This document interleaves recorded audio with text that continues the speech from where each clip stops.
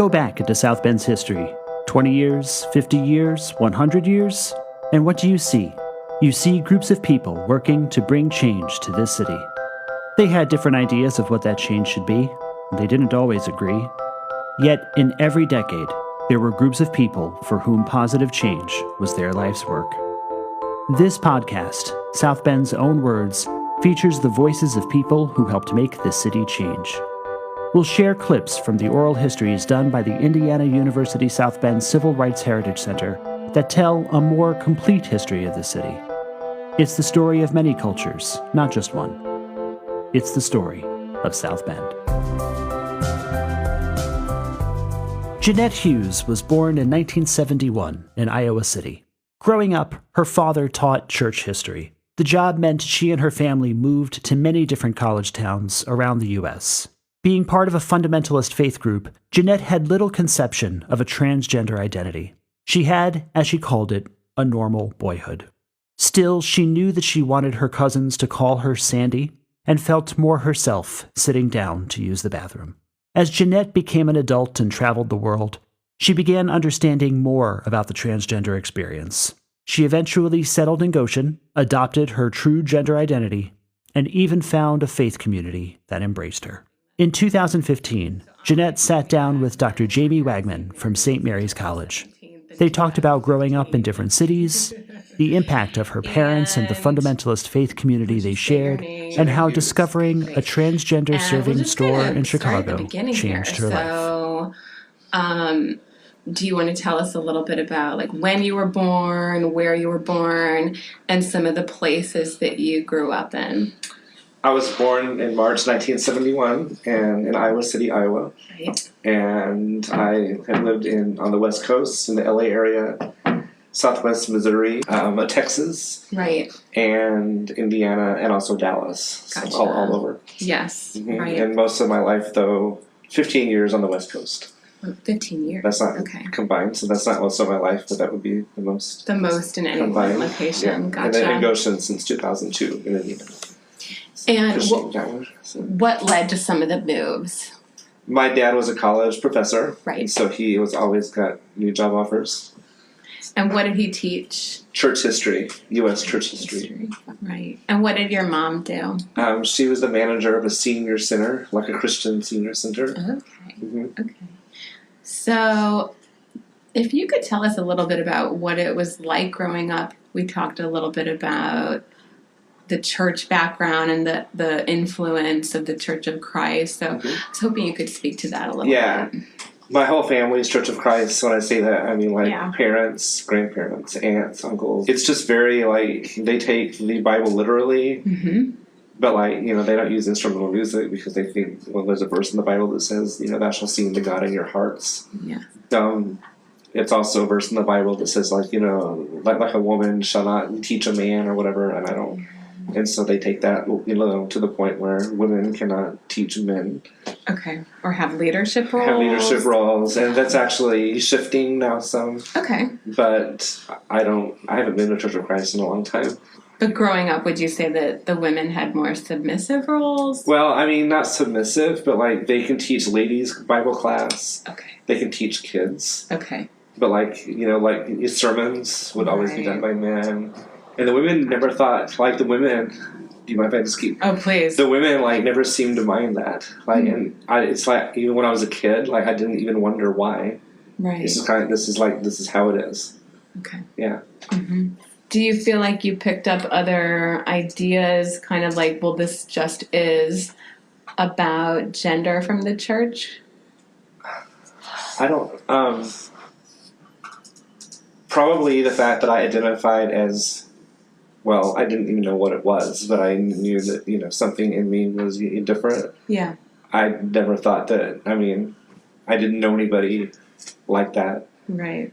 And what did you do growing up for fun? What were some of the, activities or what interested you? Just so we know a little bit more about who you are. Normal boyhood, which is really weird. I played soccer. Okay. I loved golf. I played lots of golf. So sports. I always liked golf, so I was really into sports. Okay. And hung out with my friends. And, yeah.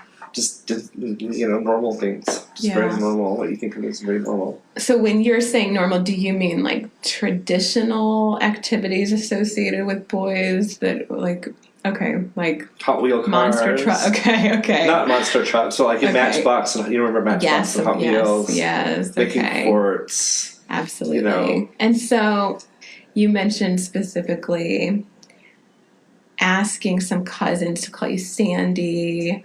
Was that a pivotal moment? And could you speak to that moment a little bit? Yeah, it was pivotal. I didn't know it was then. Yeah. And I don't know why, even now that I asked them to do that, but right. You call me Sandy, but I felt like Sandy. Right. Whatever, I didn't even know what that means. Yeah.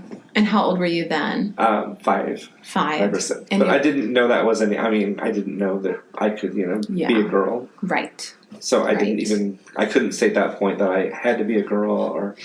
Yes. It wasn't like that, and I didn't hate being a boy. Okay. At that point, I was just like, okay, I want to be called Sandy. Right. Right. But looking back, I think that was one of the first, clues that. Right. Right. What were some of the next clues? I remember, I would go into the bathroom when I had to use the bathroom. Right. And I would sit. Okay. To use the bathroom. Gotcha. And that was a big deal to me, too. Okay.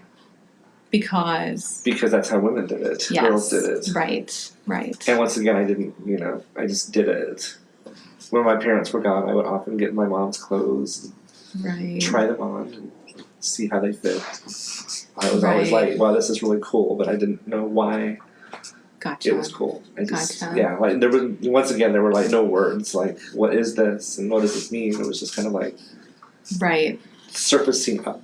Yes. Mm-hmm. Did your mom ever talk about it with you, or did she know, or did your dad know? She found, one time they got home before, and I had to hide them really fast, so I hid them in the attic. Oh, okay. Yeah, and then they were up in the attic somehow. For some reason, they found this bag of clothes, and, well, obviously, how did they get there, Right. So, Did they confront you or talk about it? They or just asked let me it go, about it, and I think I lied, or I don't know. Yeah. I don't remember what. It was never a huge deal, but they weren't angry or anything. Well, I do know one thing. Yeah. I remember that at my when I was in 8th grade, 7th grade, there was the gay bridge at my junior high school. Yes. There was this courtyard, and in the corner of one of the corners of the courtyard, there was this archway that you could walk across, and nobody dared walk on that because if you did, that meant that you were gay. And that was this kind of rumor that was circulating. Well, not rumor, but just kind of you just don't dare because that's the bridge that you walk on if you're gay. So nobody walked on that bridge ever, even though it would have been. Right. Because if you did, that means you were gay. And being gay back then was not a good thing. This would have been the 80s. Yeah. Yeah. And so maybe that also influenced the way I thought about myself then too. Not that I was gay, but trans. And I wouldn't even say back then I even knew that I was trans. Right. But I was, obviously. Right. But maybe that influenced the way that I thought about myself. Oh, and I have another memory. Sure. In Abilene, Texas, my first job, I worked at this steakhouse that every high school kid, not everybody, but a lot of my friends worked at. Right. And at one point we were eating there, my parents and I, and there was a trans woman that was eating there. Right. And you don't see, at that point in the 80s in Abilene, Texas, that was pretty rare. Right. And I remember my mom, pointing and saying, well, I forget exactly what she said, but basically it was kind of that's a man. And I remember my thought was kind of ooh, weird. That's not right. She should not be doing that, or he should not be doing that. Right. He should not be here. This is wrong. Right.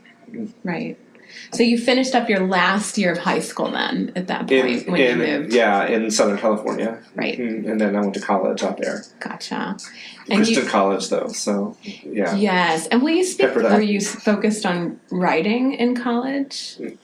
No, what did you study? I majored in international studies, not really knowing what I wanted to do. And did you travel in those years of college? Did you...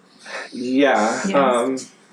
There's a thing through my college called Let's Start Talking. Okay. And it's like a mission, like a short-term mission thing. And I So I went to Asia, Bangkok, To Bangkok. Thailand, Yeah. and basically you teach English one-on-one to people, but you use Luke, the Gospel of Luke. Right. Mm-hmm. And what was it like going to Bangkok? I fell in love with Bangkok You too. did. I love the food and the people, and Yes. and it's the first place, I don't think I mentioned this to you before, where trans people are very accepted. Did you know that? Yes. Okay. But I remember I first saw my first trans person, woman, Right. there. Okay. And I was like, wow, that's kind of cool. Yeah. And I kept, just, looking over at her and thinking how awesome that was. And, Wow. And noticing how she moved through the community and yeah, and she was accepted. yes. And that was kind of what really hit me. Like, wow, I mean, they just act toward her like she's just one more person, not some weirdo or whatever. So Right. At that point in time, could you relate to her? Mm-hmm. Yeah. Could you see making that shift in your life at that point? I don't think I thought of it yet. Yeah. It was still very under the surface. Right. And I kept going to Bangkok every year until Yes. 97. Okay. And then I met my past, ex-wife now in Yes. Bangkok, and we got married. What was it like going there, meeting your ex-wife, and what did you learn from the marriage that wound up helping you? It was awful from day one. Oh. And I think part of it was she wanted a very traditional marriage, where the husband makes most of the money, the husband supports, but then she cooks, Right. the husband fixes the car. It's almost like the husband takes care of the wife. Yes. The wife looks beautiful. How did you even connect? We didn't. You didn't. No, it was miserable. Yeah. It was really bad. But I wouldn't be in Indiana if it weren't for that move, probably. So, sometimes that's how life works. Yeah. So, Yeah, absolutely. yeah. Yeah. So, I don't have any regrets, I guess. And so did you start taking classes again? And how did you build a life? I was taking a class at Goshen College at that point. This was fall of 2002. Right. And that November, I got a job at the Farmers Exchange, which was in New Paris, Indiana. Okay. And it's an agricultural paper. It's, like a weekly family-owned newspaper. Gotcha. And so I was their associate editor for 11 years. Okay. And that was a fun job for a while it lasted. So You're kind of a city person, so how did you take to covering ag? I remember it was so new to me that it was really exciting. Okay. My first auction that I went to, I'm like, wow, this is pretty cool. I actually liked it. And I also got to go to in Indianapolis Yes. a lot because they have winter conferences and summer things too. So, and I love going down to Indy, so I was able to explore Indy and then near enough Chicago that when I was done that I could go over to Chicago and stuff. Right. And I had Wednesdays off for a lot of years there. I would go to Chicago on Wednesdays. Gotcha. And have a lot of fun. Yeah. What would you do? So I found this place called Transformations by Rory. It's in Arlington Heights. It's close to the airport. And they offer makeovers and they sell clothing and basically whatever you need. And, So I went there and I was very nervous, but the person there was, her name was Rory. It's very, very nice person. And, What did you do the first time? Did you... Just met her, I think. Yeah. I don't think I bought anything. But I kept going back, and I kept going back. And then I met other people that shop there. And this was really where my trans journey really began to come out of the shadows. Okay. Okay. This makes sense. Yeah. And you wound up meeting people that were from Indiana, from Mishawaka, through Rory. Yeah. Right. That it sort of took an 80-mile journey to meet people that were actually pretty close to you. Yeah. Yeah, geographically. Yeah. Gotcha. Well, they had a message board system on the internet. And so I met a lot of people through there. Gotcha. And one of them was from South Bend. Did Rory help, Rory herself or folks there, help you figure out what you wanted to look like? Yeah. They'll give you advice and tips and stuff. Gotcha. So they gave you a makeover. Yeah, and then I sat in the chair, and then they made me over with, makeup, and and then they help you put on a wig, pick a wig that fits your face, and then, Gotcha. And I was just like, I couldn't quit looking at myself in the mirror, and I was like, wow, this person, who is this person? So it was pretty cool. Wow. And were you going by your old name at that point? Until I saw myself in the mirror. And then Jeanette just popped out at me, that name. By seeing your reflection? Yeah, I just look like a Jeanette. I have no idea why. But did you articulate that out loud at the time? Yeah, because I think she said, I think Rory asked me what my name was, because I think, and that's what came out was, Jeanette. Yeah. Uh-huh. And did you start using that name? I did, right from there. Right from there. Did you tell folks at work then, or how did that work? I mean, I didn't know where this was all headed, but I remember going to an Indiana Farm Bureau meeting in Indianapolis. Right. And they had like this huge book about what we believe, what we want to see happen as policy. And one of the very first things was we believe that marriage is between one man and one woman. Mm-hmm. And I remember thinking, how does that have to do with agriculture? But they're very conservative. It was a telling detail. Yeah. And I remember one time at work, I got back, I forget if it was after a Wednesday after a weekend, but my boss noticed that I had what looked like eyeliner or something. Right. And he's like, and I'm like, oh, I don't know what that is. Mm-hmm. Go to the bathroom and get it off. And then I had a Human Rights Commission sticker on my car. Sure. And my boss comes to me, and my editor, we don't need to go here too much, but he's like, you have an equal sign on the back of your car. And I kind of wanted to say, yeah. What about your parents? We haven't talked about them in a while. So you eventually did talk to your parents, but when was that, or how did you feel about going to them at this point? I let them know very early on. You did? Yeah, I think even as early as maybe 2004. Okay. Yeah, and I don't think they knew what to make of any of it. Okay. And I remember once I was on Rory's website. I went to visit my folks in California. They were still back there. Yeah. And then I was on my dad's computer, and I wanted to see the message boards for Rory's. And then my dad saw it, and he was like, you shouldn't be on the website or something. And he didn't even know what it was, but just, seeing the word, transgender, Yeah. And then my mom's just like, she could never see photos of me. Like she said, if I see even one photo of you, I can't get that image out of my head. And so it took me years for her to even see a photo of me, which hurt. What are they like today? Very slowly. Okay. I've been out with them. They met me in person. Gotcha. We went to the Washington National Cathedral to celebrate the Supreme Court ruling. It was my idea, and the person who did the sermon, Allison Robinson, she's a very well-known trans woman. Yeah, and that's why I wanted to go. And so, and my mom actually, got very emotional. She did. Yeah, and that was good. Mm-hmm. So things are happening, but very slowly. Yeah. When did you decide to leave your job, and why? And people assumed that because I wrote for the United Farmers Exchange that I had their views, so they assumed that I was a Republican. They assumed that I was probably anti-gay, just because I'm with these people. And I also learned that people aren't bad. Most people are not bad people, even if they have views like that. Like, you can't say they're all bad people. Maybe they're ignorant, maybe they haven't been exposed. So it's kind of a growth for you in some way. Yeah, absolutely. Yeah. Yes. What about the church at this point in your life? What role did any church have a role in your life at this point? Yeah, so the Mennonite church I go to now, it's called Assembly Mennonite in Goshen. And it's near Goshen College. And it's full of professors. I was on the board of Mosaic. Okay. Which was that center in Goshen. Yes. And we had this newsletter. And so we would highlight somebody who in the LGBT community in Goshen. Yeah. And so somebody wrote an article on the board too, wrote an article about me. And it had my photo, and it said where I went to church and the article and stuff.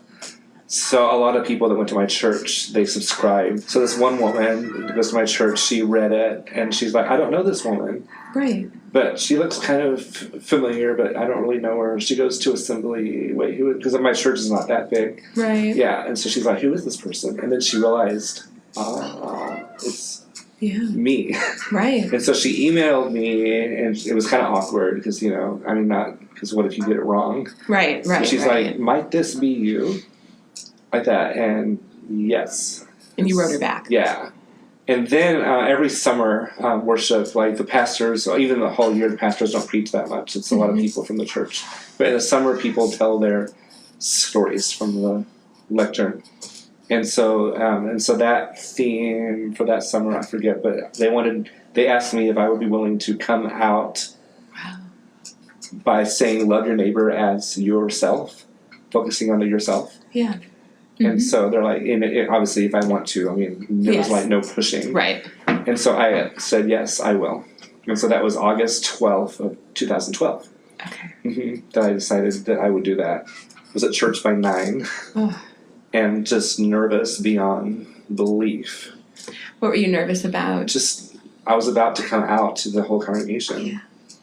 And at one point, I asked somebody else to read it. Okay. While I was up there, and then somebody, the same woman that first realized it was me, she called out to me and she's like, "I think that you can do this yourself," which was like, and then I'm like, "Oh, okay," and then I did it and I finished it. But yeah, it was really interesting. Yeah. What was it like right after you gave the talk? Did people come up to you? What did they say? They lined up and. And I was like drenched in sweat, and somebody brought me water, and yeah. So that was a really pivotal moment. It seems like it. Yeah. Yeah. And ever since then, I've been me at church. So at church. You know. Yeah. What about the job though? Still, how does that work? That was a source of major stress because I was at church as Jeanette. Yes. I was working as Andy. Yeah. Yeah. And then before that, I was known as AJ because AJ is a mixture of Andy Jeanette. And so some people I was AJ, some people I was Andy, some people I was Jeanette. Interesting. So you chose AJ sometime? Did you? Even now, I go by AJ sometimes. You do? Because I think it can be like a woman's name too. So yeah. Gotcha. Yeah. How does it make you feel to go by AJ? Fine. Yeah. Andy, I don't like at all. AJ's fine because it's a name that I chose. Yeah. I feel like I've been in limbo for 2 years. Okay. Or more. And basically it's courage to just, leave Andy or AJ behind and be a woman. And it's like, first of all, what if it doesn't work? Like, what if I don't do good enough? Or what if I can't do this well enough? Or what if people don't see me as I see myself? So there was this part of me that was fearful. Do you see yourself continuing to go as AJ from time to time or not? Do you hope not to? Do you want?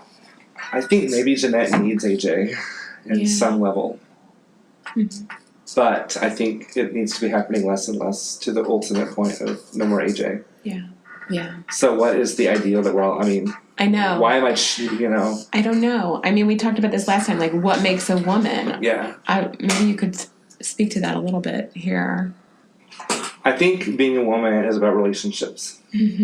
That's interesting. And you didn't say that last time. Yeah. The way that we interact. Because I noticed that when I am presenting as Jeanette versus AJ, that the way that other women and I interact are way different. They say things they wouldn't say to me. And I think sexuality and gender just is. In a way, it's more, well, and not just, but if you say somebody to who's gay, why are you gay? Right. Well, I don't think most gay people can answer that. Right. Other than I just am. Right. Why are you trans? Why are you cis? Why are you straight? Right. Because I am. Because I'm trans. I know I'm trans. Yeah. I know how deep it is. I think I'm always Jeanette. Yeah.